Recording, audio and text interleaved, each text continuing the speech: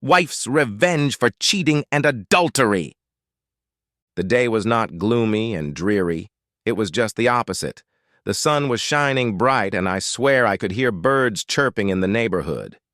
All funerals should be held in cloudy and rainy weather. I know this because that's what they always show in the movies. Things have been going downhill lately. We kept the service a secret. 8 people in all. My brother and his wife, my sister-in-law and her husband, my daughter and her husband, and the priest. Funerals are not the most joyous occasions, but this was one of the worst. My wife, Carla, committed suicide. It wasn't a big deal, just a normal overdose of pills and booze. We didn't want a lot of people there celebrating her death. After the service, we all went back to the house, spent about an hour commiserating, and then dispersed. Before they left, I gave Grace's daughter all of my wife's jewelry, a large selection, her only vice. Some of it was inherited from her family. We had them appraised and insured about 10 years ago, and it was over $100,000.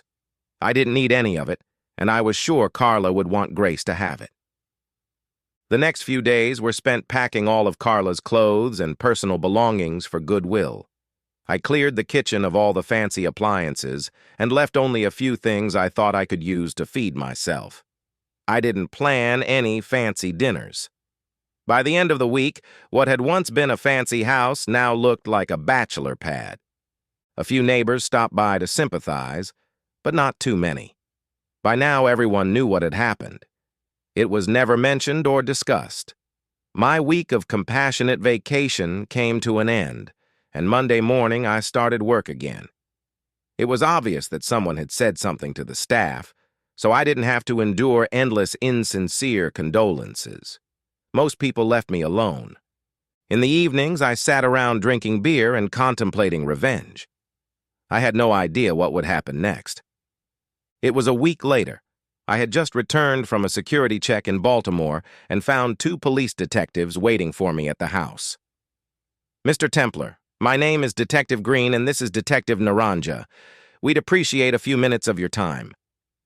"I'd like to rest. I just got back from working out of town." "Yeah, we know. We contacted your office and we were told you've been in Baltimore for the last 3 days. We just need you to confirm that." Cell phone rings. "Okay, I confirmed it. Anything else?" Green and Naranja seemed a little alarmed. Green coughed and leaned forward. "We have some questions about your relationship with Bill and Marcia Dobbs.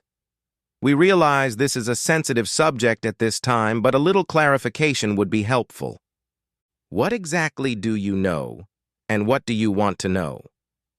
Neighbors have told us that you and your wife were very close friends with Bill and Marcia, but there was some sort of rift between you. Can you confirm that?" "Yes, I can confirm that." They both sat there looking at me as if waiting for me to continue. "Can you elaborate?" "What do you know?" They both seemed to shiver slightly. "The neighbors seem to think there was a wife swap or something, but we don't have any proof. It's all rumors and speculation." "All right. I've had enough of this. I'm going to have to insist that you gentlemen leave. I don't know why you're asking these questions, and I don't want to know. Now get the hell out of my house." I rose from my chair and gestured to the door. They reluctantly complied. Detective Green turned around before leaving. "Marcia Dobbs was murdered last night. We're just trying to tie up loose ends. I'm sorry if we've upset you, Mr. Templar. If you have any questions or need anything, give us a call." He handed me his business card. The report in this morning's paper explained everything. It turned out that Marcia was leaving work and someone had grabbed her in the building's garage and held a plastic bag over her head until she stopped breathing. The rest of the article simply listed all the things the police were doing to solve the crime. The article pointed out that they had no suspects or motive. There were no cameras in the garage. It was a good day. That weekend at the cul-de-sac was different. I had done all the yard work I needed to do and noticed that I was being looked at strangely. Bill Dobbs stood on the porch and watched me for about 30 minutes but didn't do anything else. Saturday night I went out for sushi. I wasn't having as much fun on my own. Things went fine for a week, and then the company sent me to Elko, Nevada for a safety check. When I got back, two of my favorite detectives were already waiting for me at the airport. Anyway, I needed to go home, so I let them provide a limo. Instead of taking me home, we ended up at the police station. Can I get a cup of coffee? Detective Naranja brought 3 cups. Green and I have already settled in. What did I do this time? We're working on it. We think you're hiding something from us. You know where I was last week, don't you? Yes, and it's been checked and rechecked. We really think you've been in Elko all week. Why am I here this time? Tell us about your relationship with Frank Crawford. We live on the same cul-de-sac. He and his wife used to socialize with us. We're not friends anymore. What does he accuse me of? Nothing. Frank Crawford is gone. What's my problem? For all we know, Frank and his wife, Sandy, were close to Bill and Marcia Dobbs, as well as you and your wife. Oh, here we go with the innuendo again. How do you know Frank didn't go fishing or something? I'm tired, and I'd like to go home. I'm tired of talking. I'll get a lawyer. Next time, it'll be through him. Mr. Templar, there's something important you're keeping from us. We'll find out what it is, but we'd appreciate it if you'd share it with us first. We have a dead man and a missing person, and we feel that you are somehow connected to both of these incidents. I would really like to go home. Grace stopped by that evening with the biggest surprise of all. Dad, Bill, and I took Mom's jewelry to the Ohio gemologist's office for a new appraisal. The total current value is just under $4,000. That's impossible. The last appraisal was in the $100,000 range. Donald Curry, the gemologist we spoke with, told us that Mom was here over a month ago and updated the appraisal. It was down to almost $150,000. He said she asked for copies so she could carry it around without worrying about losing it. She also asked him where the best place to sell the stones would be if she decided to go that route. She left after getting contact numbers for both services. Wow, so I'm guessing that sometime in the last month or so, your mother sold the real stones and replaced them with fake ones. What happened to the money? It was a week later, and I was just coming back from Chattanooga. Green and Naranja were waiting for me at the airport again. Grabbing my bags from the carousel, I looked over my shoulder at them and jokingly asked, "Who did I kill this time?" They didn't laugh. Green sighed and said, "Bill Dobbs." As we drove to the station, nothing more was said. I had a feeling it was going to be a long night. I was already tired. Someone rang the doorbell at the Dobbs house. When Bill opened the door, he was greeted by 3 9mm bullets in the middle of his chest. It had been another exciting week of gridlock. No witnesses. "Mr. Templar, we have good news. You're no longer a suspect." Was I a suspect? Well, we never ruled it out, but we couldn't prove anything. Would you like to be a little more specific? We found the man who killed Bill Dobbs. There was a partial print on one of the casings he left behind. We grabbed him just before he was about to leave town. After a lengthy interrogation, he told us everything. Unfortunately, he had nothing to do with Marcia Dobbs' murder or Frank Crawford's disappearance. Did he give a reason? He was hired. Who would do that? I know you'll find this hard to believe, but it was your late wife, Carla. For some strange reason, I didn't react the way they expected. I didn't react at all. I just sat there and didn't move. Can I have a coffee? For the next 30 minutes, they explained how Carla had hired him. She was somehow connected to the part of the dark web where mercenaries and assassins could be contacted.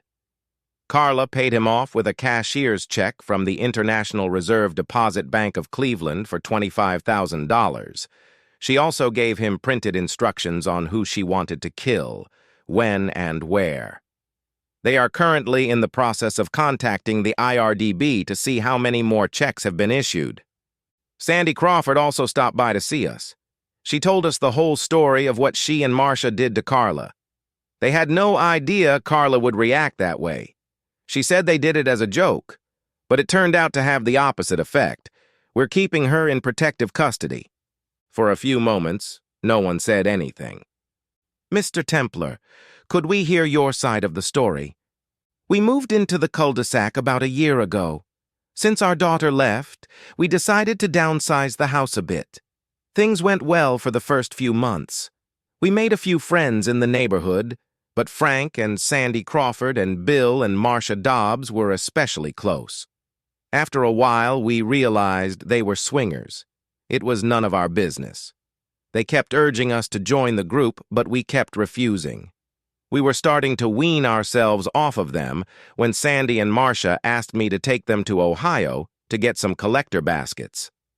Carla had always wanted one of the Longaberger baskets, and the girls convinced me to take them there and buy one for her birthday. While we were gone, Carla was going to teach Bill and Frank how to make her famous lasagna.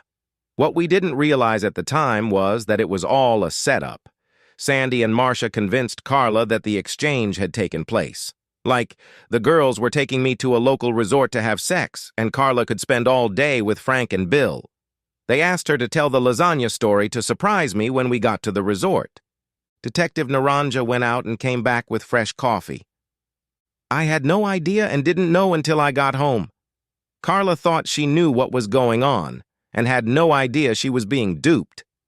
Long story short, I spent 5 hours driving to buy a couple baskets, and Carla spent the day making love to Bill and Frank. How did you figure out what happened? We were getting ready for bed that night, and Carla nonchalantly asked me how things were going with the two girls. I said it had been a long trip, and that their constant yapping was very annoying. She gave me a weird look and said she meant sex. Of course, my response was, "Nothing happened?" Now I can see why she was upset. Detective Green sighed. The next 2 hours were a living hell. I ended up having to sleep in the guest room. From that point on, everything went downhill. What do you mean, went downhill? My wife started to get a little annoyed with the whole situation, and I couldn't blame her. However, she also started to put some of the blame on me. She began to insinuate that I wasn't protecting her enough. I should have been more perceptive in this whole situation. Why didn't I stop Bill and Frank, since it was obvious what they were doing? Why didn't I love her enough? And how did it end? We just stopped talking. All she did was blame me all the time, so I pulled away. I realize now that we should have seen some kind of counselor. It's too late for that now. Mr. Templar will be meeting with the Cleveland office of the FBI tomorrow to get more information about the checks. We'll be in touch. Oh, by the way, we have Sandy Crawford in protective custody. I spent the next week in Clarksville, Tennessee. When I returned, 2 of my favorite detectives were waiting for me as usual. It was a familiar trip to the police station. Yes, Mr. Templar, we checked your alibi. It's all good, but we have some information you need to know and some things to clear up. I got comfortable with my coffee machine, as Detective Green began. Sandy Crawford was murdered 2 days ago. I thought she was in protective custody. Guess that wasn't good enough. What happened? They found her in her car in the garage. The engine was running until it ran out of gas. She'd been dead for hours when they found her. Why would she do that? She didn't. Her hands and feet were bound with plastic ties. It wasn't suicide. So much for the defense. It gets worse. I was waiting for the climax. Your wife sold her jewelry for $125,000. She received 5 cashier's checks for $25,000 each from the International Reserve Deposit Bank of Cleveland. 4 of the 5 checks were cashed and 4 people were killed. What's the problem? 1 check is still outstanding. At the end. Subscribe to my channel. Thank you.